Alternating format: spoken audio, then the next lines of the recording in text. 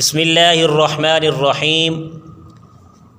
نبی مکرم صلی اللہ علیہ وسلم کا ارشاد گرامی ہے کہ تم کسی کو حقیر نہ سمجھو، کیونکہ اللہ رب العزت نے ولایت کا مقام، ولایت کا درجہ یہ اللہ نے انسانیت میں چھپا رکھا ہے کہ اللہ انسانوں کو اپنا ولی بناتے ہیں، اپنا دوست بناتے ہیں، تو مقام ولایت انسان سے ہی ملتی ہے۔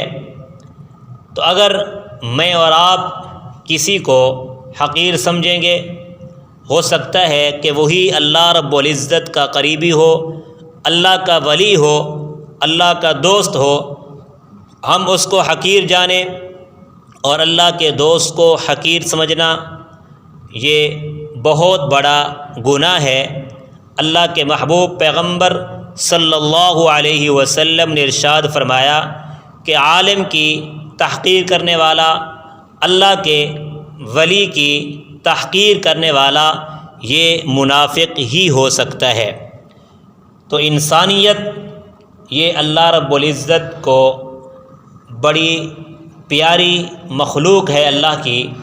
انسان اشرف المخلوقات ہے۔ لقد خلقنا الانسان فی احسن تقویم کہ کائنات میں سب سے زیادہ خوبصورت تخلیق اللہ رب العزت نے حضرت انسان کی ہے۔ تو اس انسانیت کے طبقے میں مختلف رنگ میں، مختلف انداز میں انسانیت بستی ہے۔ انسانوں میں انسان گناہ گار بھی ہیں، متقی بھی ہیں، پرہیزگار بھی ہیں۔ تو اگر کوئی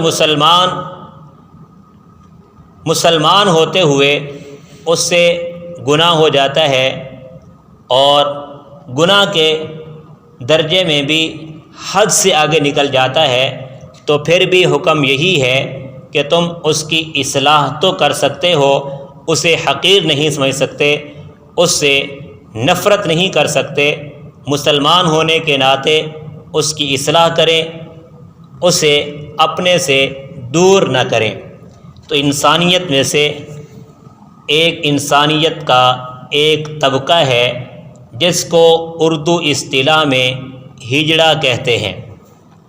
اگرچہ ان کے افعال قبیح ہیں اور فسق و فجور والے کاموں کے اندر مبتلا ہو جاتے ہیں، لیکن اگر وہ مسلمان ہیں، اسلامی عقائد رکھتے ہیں، اور کبھی کبھار اللہ رب العزت کی توفیق سے نماز میں بھی آ جاتے ہیں، تو ان سے بالکل نفرت نہیں، ان کی تحقیر نہیں، اصلاح کی نیت سے ان کو سمجھانے کی کوشش کرنی چاہیے۔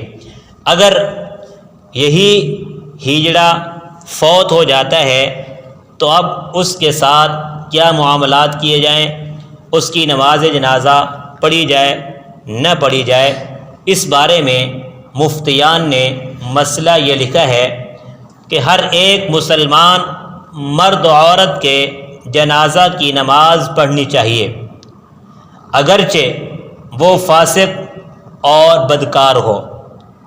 پس قوم ہجڑا جو کہ مسلمان کی اقوام میں سے ہیں، ان کے جنازہ کی نماز بھی پڑھنی چاہیے، اگرچہ وہ افعال شنیعہ یعنی برے کام کے ارتکاب کی وجہ سے فاسق فاجر ہیں، لیکن اس کے باوجود بھی مسلمانوں کو چاہیے کہ ان کی تجہیز و تکفین کریں، ان کی نماز جنازہ پڑھیں اور ان کو مسلمانوں کے قبرستان کے اندر دفن کریں، اور جس طرح باقی میت کے ساتھ معاملات ہوتے ہیں اسی طرح ان کے ساتھ کرنا بھی جائز ہے، کرنا چاہیے۔